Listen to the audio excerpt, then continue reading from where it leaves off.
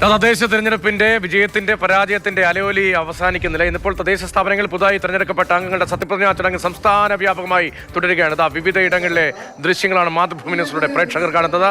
അത്യന്തം ആവേശകരമായ മുദ്രാവാക്യങ്ങൾ മുഴക്കിക്കൊണ്ട് ഭരണസാരഥ്യത്തിലേക്ക് എത്തുന്ന പുതിയ അംഗങ്ങൾ സത്യവാചകം ചൊല്ലി അധികാരം ഏൽക്കുകയാണ്. ഇപ്പോൾ ആർ ശ്രീലേഖയുടെ തിരുവനന്തപുരം നഗരസഭയിലെ BJP പ്രതി ആർ ശ്രീലേഖയുടെ സത്യപ്രതിജ്ഞ.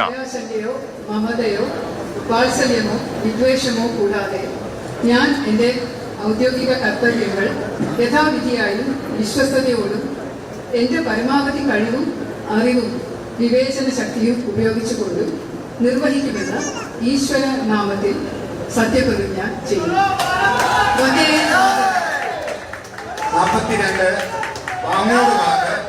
ആർ ശ്രീലേഖയാണ് സത്യവാചകം ചൊല്ലി നഗരസഭാംഗമായി അധികാരമേൽക്കുന്നത്. വലിയ പ്രത്യേകതകളുണ്ട്. നമ്മുടെ ഇന്ത്യൻ രാഷ്ട്രീയത്തിൽ തന്നെ ഇതൊരു പുതുമയും ഒരു പ്രത്യേകതയുമുള്ള സത്യപ്രതിജ്ഞാ ചടങ്ങാണ്. ഒരു വിജയമാണ് ആർ ശ്രീലേഖയുടേത്. നമ്മുടെ സംസ്ഥാനത്ത് നിന്ന്, കേരളത്തിൽ നിന്ന് ആദ്യമായി ഒരു വനിതാ IPS ഓഫീസർ ആ ചരിത്രം രചിച്ചത് ആർ ശ്രീലേഖയാണ്. വലിയ ചുറ്റുപാടുകളിൽ നിന്നല്ലാതെ സാധാരണ നിലയിൽ ട്യൂഷനെടുത്തും മറ്റുമൊക്കെ പഠനത്തിന് വഴി കണ്ടെത്തി സിവിൽ സർവീസിലേക്ക് എത്തി. അന്ന് വനിതകൾ കേരളത്തിൽ നിന്ന് ആരും ഉണ്ടാകാതിരുന്ന IPS എന്ന കേഡർ തെരഞ്ഞെടുത്ത് സംസ്ഥാനത്തും പുറത്തും നിരവധി സുപ്രധാനമായ പോലീസ് പദവികൾ വഹിച്ച ആർ ശ്രീലേഖയാണ് ശാസ്തമംഗലം വാർഡിൽ നിന്ന് തിരഞ്ഞെടുക്കപ്പെട്ടിരിക്കുന്നത്. സാധാരണ നിലയിൽ പാർലമെന്റ് അംഗമായി, നിയമസഭാ അംഗമായി ഒക്കെ മുൻ സിവിൽ സർവീസ് ഉദ്യോഗസ്ഥർ മത്സരിക്കാറുണ്ടെങ്കിൽ തദ്ദേശ സ്വയംഭരണ സ്ഥാപനത്തെ തിരുവനന്തപുരം കോർപ്പറേഷനിലെ ശാസ്തമംഗലം വാർഡിൽ നിന്നാണ് ശ്രീലേഖ മത്സരിച്ചത്. ശ്രീലേഖ മേയറാകുമോ എന്ന കൗതുകകരമായ ചോദ്യത്തിന്റെ ഉത്തരം പക്ഷേ ഇതുവരെയും BJP നേതൃത്വം അക്കാര്യത്തിൽ വ്യക്തത വരുത്തിയിട്ടില്ല. തിരുവനന്തപുരത്ത് സത്യപ്രതിജ്ഞ തുടരുകയാണ്. നേരത്തെ KS ശബരീനാഥൻ ഉൾപ്പെടെ തിരുവനന്തപുരം നഗരസഭയിലേക്ക് വിജയിച്ച മറ്റ് അംഗങ്ങളുടെയും സത്യപ്രതിജ്ഞാ ചടങ്ങ് പുരോഗമിക്കുകയാണ്. 11:30 തിരുവനന്തപുരം നഗരസഭയിലെ സത്യപ്രതിജ്ഞാ ചടങ്ങ് തുടങ്ങിയത്.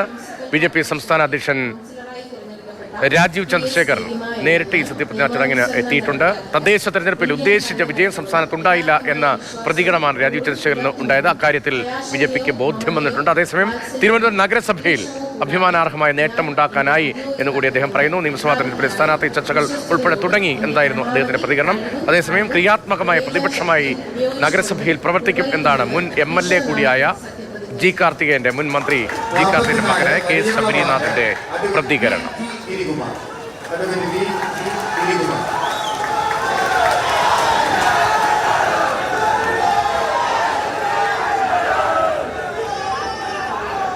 തിരുവനന്തപുരം മുനിസിപ്പൽ കോർപ്പറേഷന്റെ കൗൺസിലറായി തെരഞ്ഞെടുക്കപ്പെട്ട KS ശബരീനാഥൻ പറഞ്ഞതിനെ കുറിച്ചാണ് ഞാൻ നേരത്തെ പറഞ്ഞത്. തിരുവനന്തപുരം നഗരസഭയിൽ ക്രിയാത്മകമായ പ്രതിപക്ഷമായി പ്രവർത്തിക്കുമെന്നായിരുന്നു ശബരീനാഥന്റെ നേരത്തെയുള്ള പ്രതികരണം. ശബരീനാഥൻ തിരുവനന്തപുരം നഗരസഭയിൽ കവടിയാർ കോർപ്പറേഷൻ വാർഡിൽ നിന്നാണ്, ഡിവിഷനിൽ നിന്നാണ് വിജയിച്ചത്.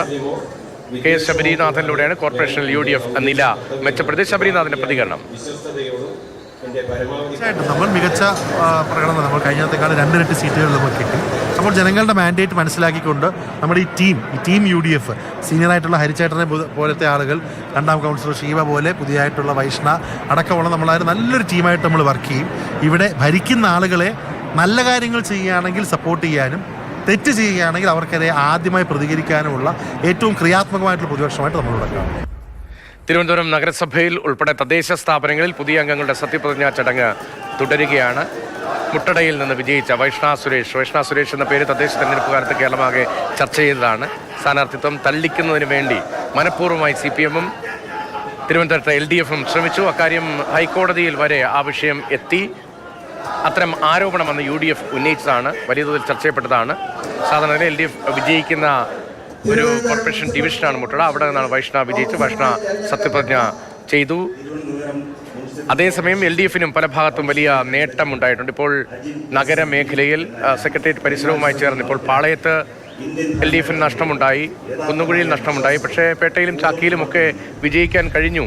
അവരുടെ പരമ്പരാഗത ശക്തി കേന്ദ്രങ്ങളിൽ തുടർച്ചയായി വിജയിക്കാൻ കഴിഞ്ഞുവെന്ന അഭിമാനമുണ്ട്. വഞ്ചിയൂരിൽ വിജയിക്കാൻ കഴിഞ്ഞുവെന്ന അഭിമാനമുണ്ട്. SP ദീപക് ഉൾപ്പെടെയുള്ളവരുടെ പ്രതികരണങ്ങളും നേരത്തെ വന്നതാണ്. പേട്ടയിൽ നിന്നാണ് SP ദീപക് വിജയിച്ചത്. പക്ഷേ ഇക്കുറി BJP-യാണ് ഏറ്റവും വലിയ നഗരസഭയിലെ ഒറ്റക്കക്ഷി.